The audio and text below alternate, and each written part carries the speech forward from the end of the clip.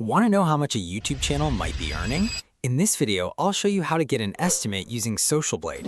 First, open your browser and go to socialblade.com. Next, copy the name of the YouTube channel you want to check.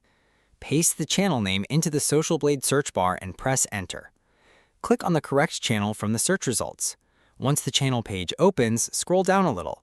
You'll see statistics such as subscriber growth, total views, and estimated monthly and yearly earnings. Take a look at the estimated monthly earnings and yearly earnings section. This gives you a rough idea of how much the channel could be making. Keep in mind that these numbers are only estimates. A channel's real earnings can be higher or lower depending on factors like CPM, viewer location, sponsorships, memberships, and other income sources.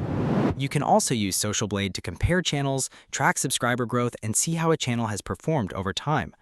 And that's how you can check a YouTube channel's estimated earnings using Social Blade. If you found this video helpful, don't forget to like, subscribe, and check out more YouTube tips on the channel. Thanks for watching.